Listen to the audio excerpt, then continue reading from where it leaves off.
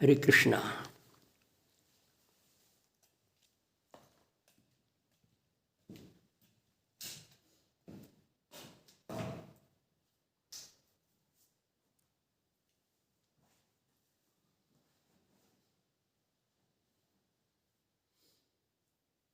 ओम नमोस्तुवनंताय सहस्रमूर्ति सहस्रपादाक्षि शिवभावे सहस्र नामने पुरुषाय शाश्वते सहस्र कोटि युगाग्ने नमः। ओम सच्चिदानंद रूपाय विश्वोत्पत्त्यादि हेतुवे तापत्रय विनाशाय श्री कृष्णाय वयम नमः। आओ प्यारे बहन भाइयों, प्यारी जीवात्माओं, प्यारे राजकुमारों, प्यारी राजकुमारियाँ, कितना समय हो गया इस शरीर का संसार में आए हुए, और अब तक भगवत दर्शन हुए नहीं, अब तक आत्म दर्शन हुए नहीं, तो कब होंगे? ये प्रश्न हमें स्वयं से करना है, सबको अपने आप से सवाल करना है। जब अब तक आत्म दर्शन नहीं हुए, भगवत दर्शन नहीं हुए, तो कब होंगे?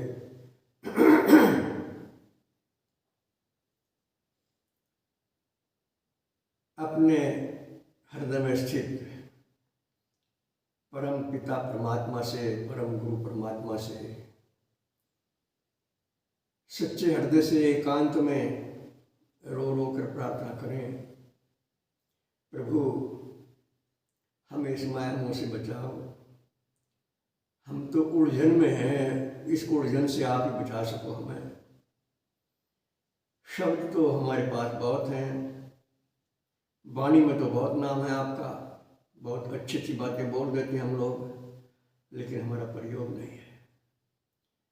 हम मजबूर हैं प्रभु। एक बात और आपके याद दिलाऊं आज प्यारे बहन भाइयों, आपने सुना होगा, गुरु गोविंद दो खड़े काके लागू पाए। बलिहारी गुरु आपने जो गोविंद देव बताए। गुरु की महिमा को भगवान से बढ़कर बताया जाता है, लेकिन कौन से गुरु की? थोड़ा यहाँ ध्यान दें, निष्पक्ष हो जाएं।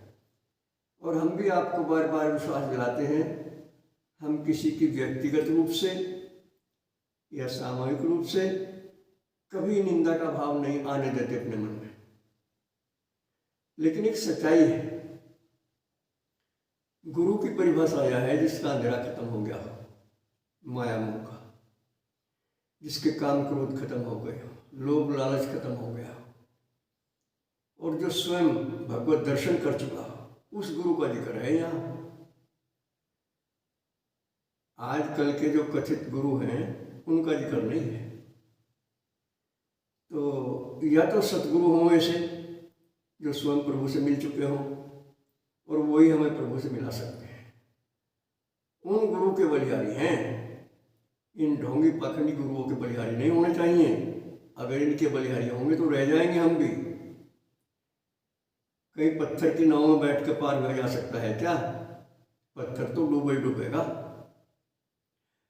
हाँ, राम कृपा जहाँ है, गुरु कृपा जहाँ है, वहाँ पत्थर भी तैरने लग जाते हैं। आपने सुना होगा, भगवान राम ने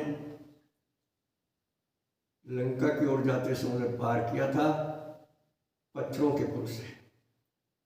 वो महिमा है राम नाम की।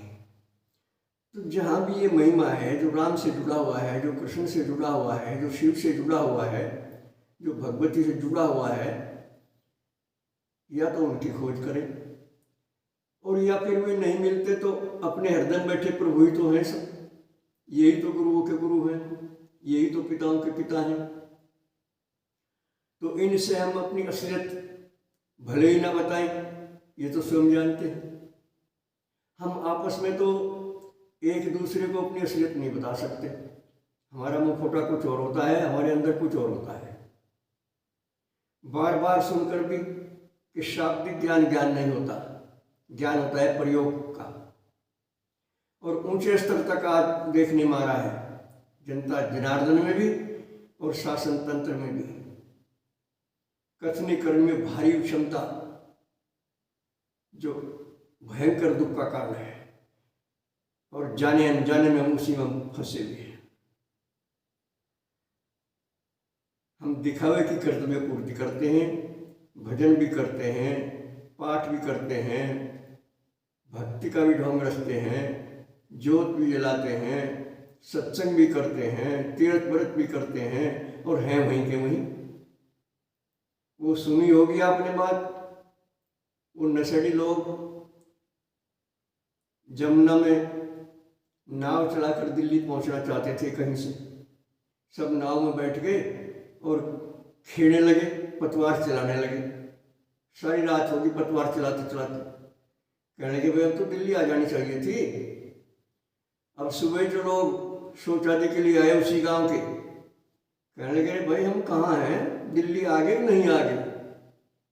लोग बोले क्या बात है, तुम तो गांव के गांव में नहीं हो। अरे सारी रात हो गई नाव खेते हुए। बोला यू देखिए रास्ता बंद रहा है, खोल लिया। ये यंका ही नहीं बंद रहा, नाव का रास्ता जो खूंटे के साथ बंधा रहता है वो तो खोल लिया नहीं। नशे में थे और नाव चलाने लगे। सारी रात नाव चलाई, रहे वहीं के वहीं। तो हमारे जीवन में भी यही स्थिति है। हम हैं वहीं के वहीं और बनते हैं ज्ञानी भी, महात्मा भी, भगत भी, पता नहीं क्या क्या बनते हैं, साधक भी बनते हैं, अपने अपने इष्ट देव की पूजा भी करते हैं, लेकिन हैं वहीं के वहीं। हाँ, जिन भाइयों की ज्ञान की आँख खुल चुकी है, जो स्वरूप स्थिति का लाभ कर चुके हैं, वे धन्य हैं, क्योंकि हाथ में भी सारी इंग्लिश सार नहीं होती। स्वरूप का लाभ होते ही जीवन सफल होता है। भगवत दर्शन, आत्मदर्शन एक ही बात है। फिर ना भय रहे, ना चिंता रहे, और ना कोई रोग रहे, ना कोई कमी रहे। चेहरे पर समय मुस्कुराहट, मरने जीने का भी प्रभाव नहीं पड़ता चेहरे पर। ऐसी है वो स्थिति। उसे ही तो कहते हैं आत्मबोध, उसे ही तो कहते हैं आत्मज्ञान। और उसकी कमी है, और बनावट में, दिखावट में, नकल में हम किसी से पीछे नहीं है। बहुत सारे लोग मैंने कहते सुने, अभी हम भी जाना है इन बातों को, तो हम सब जाना है, बस कह दिया जान गए। ये भ्रांति है, इससे ऊपर उठो।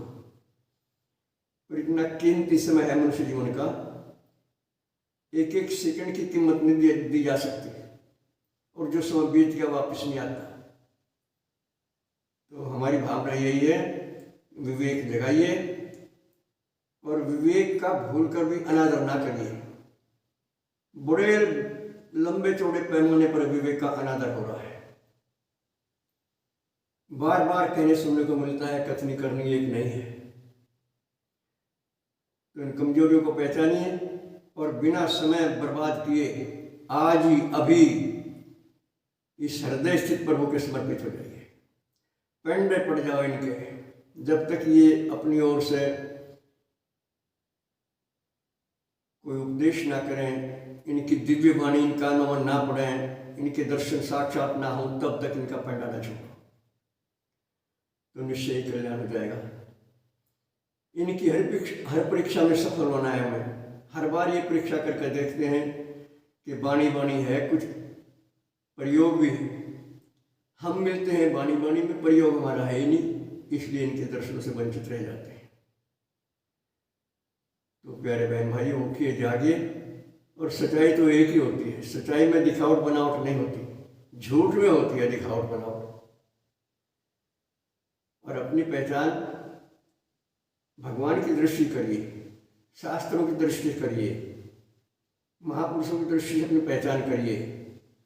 अपने नज़र से आप अपने को नहीं पहचान सकते। अपनी नज़र से तो हर कोई ठीक रहता है, अपनी नज़र से तो चोर भी ठीक है, जेब कतरा भी ठीक है, जार बदमाश भी ठीक है। अपनी नज़र से तो ठीक है, तो उस काम को कर रहे। तो अपनी नज़र कोई नज़र नहीं होती, भगवत दृष्टि होती है, महापुरुषों की दृष्टि होती है। तो दूसरों की दृष्टि से, शास्त्र की दृष्टि से अपने आप को चेक करिए, और बिना कोई देर किए ये आलस्य, ये प्रमाद, ये लापरवाही, ये झूठ, जहर समझ कर त्यागना होगा, तब जीवन सफल होता है। बस आज इतना ही। सर्वे भवन्तु सुखिनः, सर्वे सन्तु निरामया, सर्वे भद्राणि पश्यन्तु, मा कश्चित् दुःखभाग् भवेत्। हरि ओम तत्सत। नए दर्शकों और श्रोताओं के लिए हमारे फ़ोन नंबर हैं 7500397535, 9690544725। ये हमारा व्हाट्सएप का नंबर है। ओम शक्राय नमः।